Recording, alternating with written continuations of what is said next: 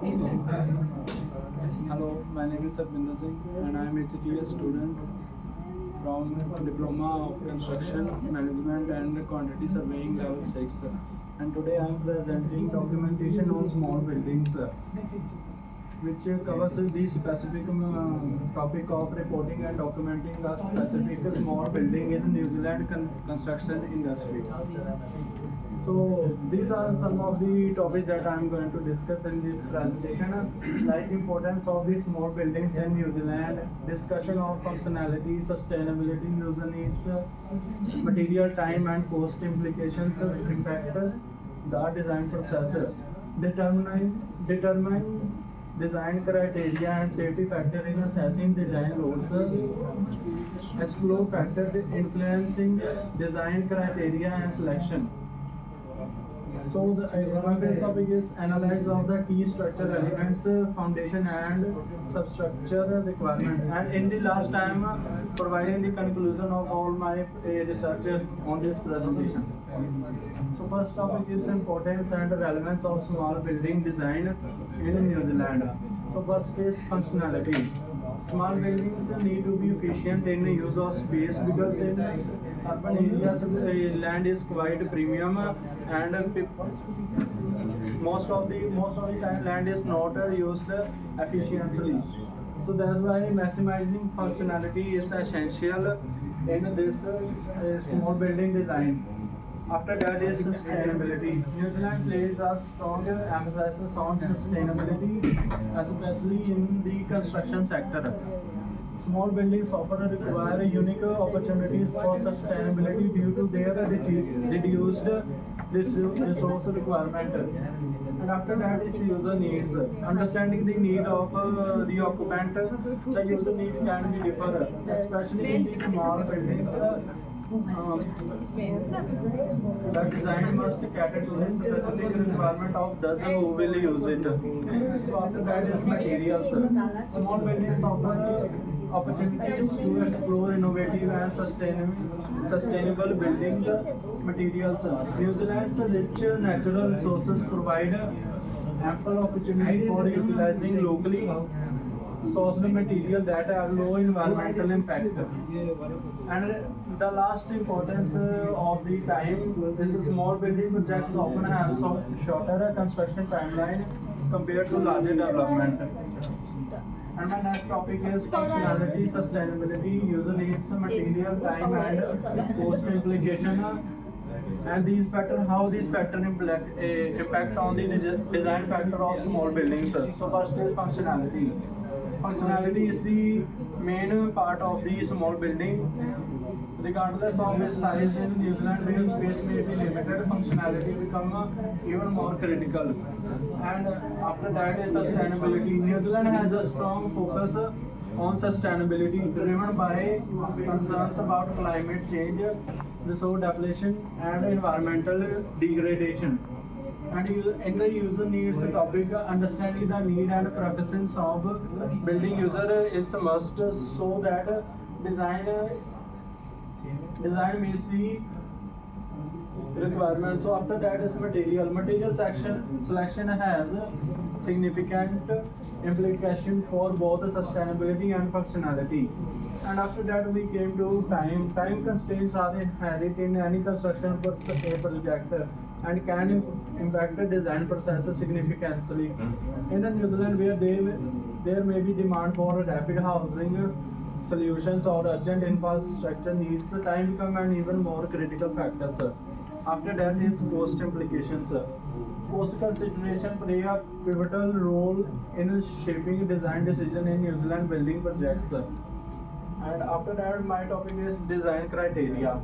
The design criteria are the requirement or the standard that govern the design process. They encompass various aspects such as building codes, regulation, industry standards, and project specifications. In the New Zealand, building design must comply with the building code, which outline minimum requirement for structural integrity, safety and accessibility, durability, and in the last environmental sustainability.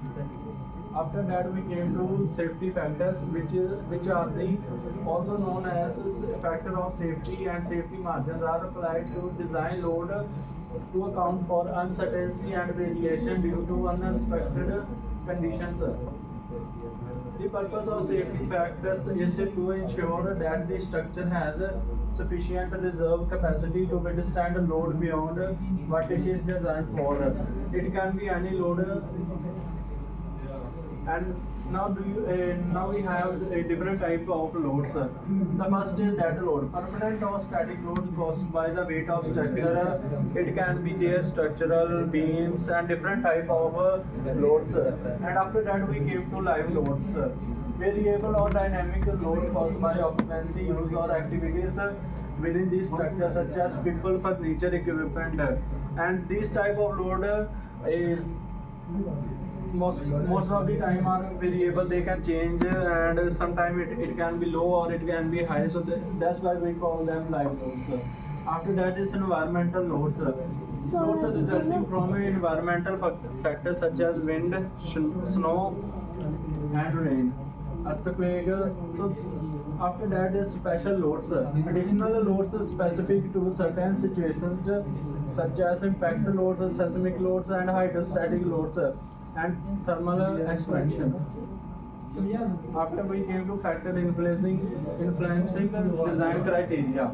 In that topic, these are the main points: building codes and regulations, site condition and geographic location, occupancy type and intended use, structural performance requirements, future expansion and adaptability. In this area of design, the national and local codes are regulations establish minimum requirement for structural design, safety, accessibility, environment sustainability, and energy efficiency. Site-specific factors such as the soil property, topography, seismic, wind speeds. This can also contribute to different design or variations. After that is occupancy. The intended use of building can be different due to occupancy type. Maybe it can be used for residential, or it may be used for as an office. So after that we go to structural performance and requirements. Design criteria are influenced by desired performance objective of structure, including factors such as structural stability, serviceability, robustness, and reliance. Future expansion and adaptability. Design criteria may include provision for future expansion or any addition to buildings structure. And this is the last.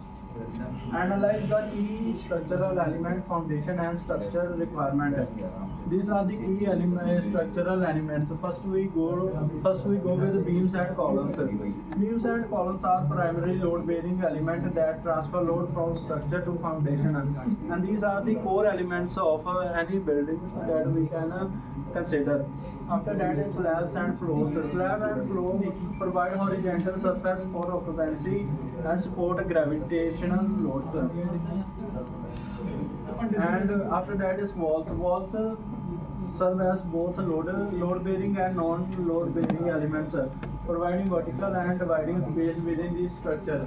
Bracing system provide lateral stability and resist horizontal forces such as wind or seismic load. And now we are analyzing the key structural elements, foundation and substructure requirements. First is foundation requirement. Type of foundations. There are different type of foundation structure load from substructure to the underlying soil or rock strata, providing stability and preventing settlement. Soil investigation and bearing capacity. Prior to foundation design, throughout the soil investigation is conducted to assess the soil properties and to know like how much weight that the soil can be handled. Design consideration. Foundation design considers factors such as structure, loads, soil properties, allowable bearing pressure, settlement criteria, and environmental conditions. Now we go to substructural requirements. Basements and retaining walls. Substructures such as basement and retaining walls provide below grade support and facilitate site development on sloping terrain. Underground utilities. Substructures may accommodate underground utilities such as sewer lines, storm water drains, water supply pipes, and electrical conducts. In the last, we have resistance. In a seismically active regions like New Zealand, substructure must be designed to withstand seismic forces and prevent soil liquefaction. And in last, I came to my conclusion that in conclusion, the design of key structural elements, foundation and substructure is essential for ensuring the stability, safety and durability of building and structures.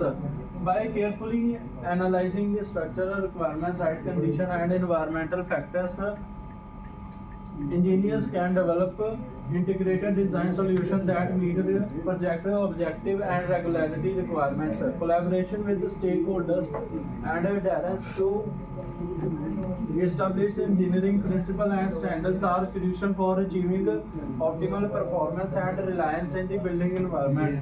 So this is my topic for this presentation, and in last these are the references from some of the websites and some of the books that I take a data and learn from, and thank you very much. Thank you so much.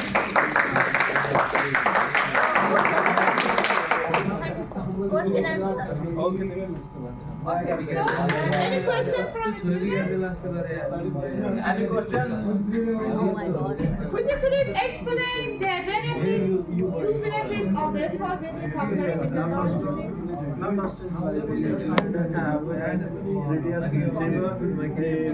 expensive area. So there are more people than that. So there is a more need of small buildings rather than big buildings that people are building residential houses for. So that's why small buildings are quite like beneficial to this kind of country which has a high population to a ratio from the land. So that's why small buildings. Any other?